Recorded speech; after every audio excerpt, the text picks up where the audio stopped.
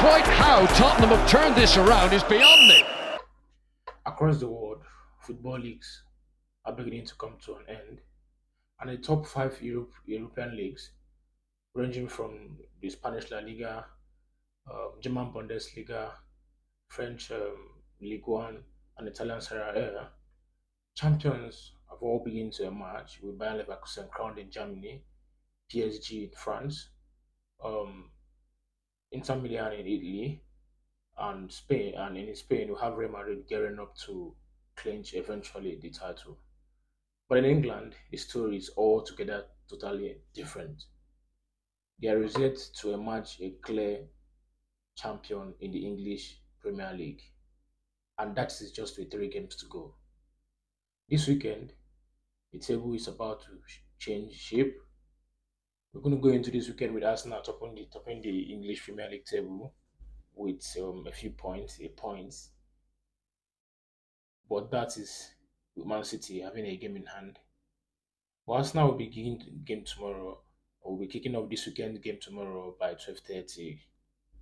And when we look at this fixture, Arsenal versus Bournemouth, it's very tricky because Arsenal having to kick off the fixture for the weekend, being the first team for the early kickoff and all of that, puts them in a position where they understand that, already knowing that they are in for the running for the English Premier League this season.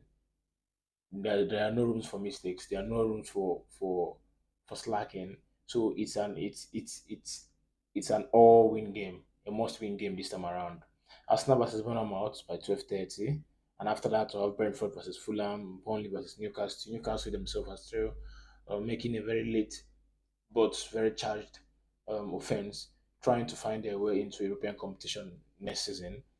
And Sheffield United versus Forest. This should be the battle and the battle at the bottom, where teams are beginning to where some of these teams are trying to clinch a survival and remain in the Premier League, even though one of them has been clearly relegated. And then by 5:30, you have Manchester City versus Wolves. Manchester City will play at Etihad Stadium, who's playing host to Wolves.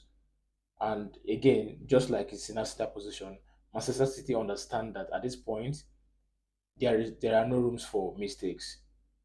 Drawing this game is handing Arsenal the English Premier League title.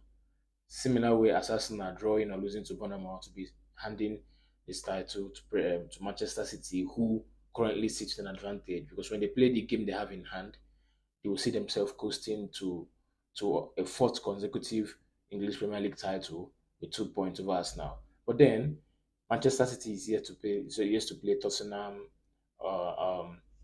West Ham, Fulham, and now this Wolves. Arsenal themselves will play in Bournemouth, Tottenham, and then Everton on the last day.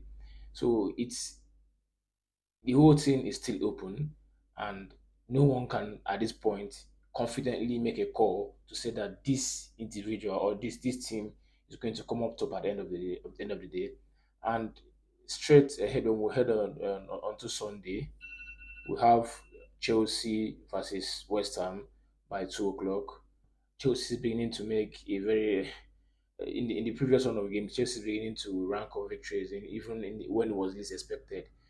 Coming off within the midweek, having a 2-0 victory against Tottenham, practically no one will see that coming. But then this is Chelsea with a very young, talented squad that are still coming together, trying to form a cohesive, united front. And we also have Brighton versus Aston Villa. Aston Villa themselves are sitting in the fourth position and working very hard to be in the UEFA Champions League next season.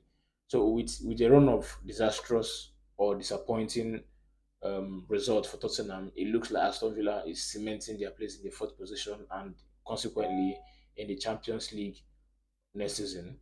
So Liverpool also will play Tottenham.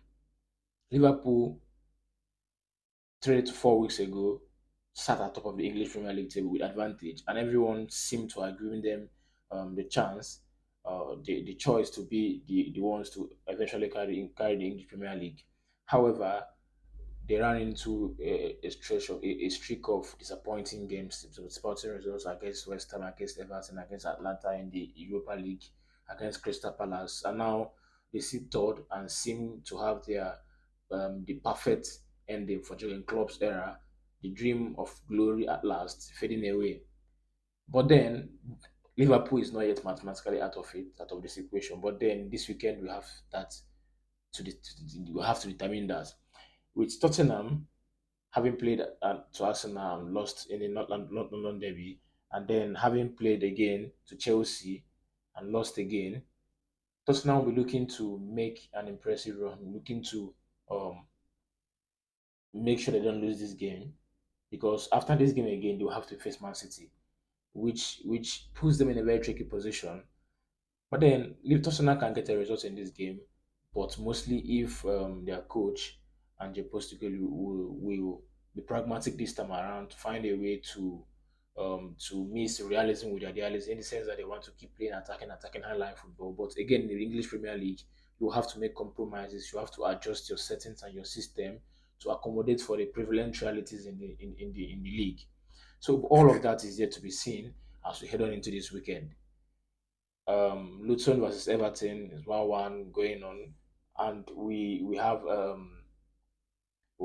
breaking news that Arsenal's David Raya has won the season's Golden Glove for a couple of streak of clean sheets they have done, and then Phil Foden has won the Football Writers Association Player of the Year, and these are all developing stories, and more of this will happen throughout this weekend when results begin to trickle in when Arsenal kicks off tomorrow by 12:30 and opens a floodgate of games. So across the world, we wouldn't be paying much of attention to other leagues because clear winners have been emerged, and then people who are going to be in the European competition has also emerged. But it is the Premier League with its premium entertainment that still keeps us in the wire, leaving us guessing, predicting, and speculating. But at the end of the day, you have only one choice, which is to sit down and watch these games and treat ourselves to not just entertainment, but to the enthralling, breathtaking offering of presentations we're getting from these games. My name is Good Luck. This is for the whistle.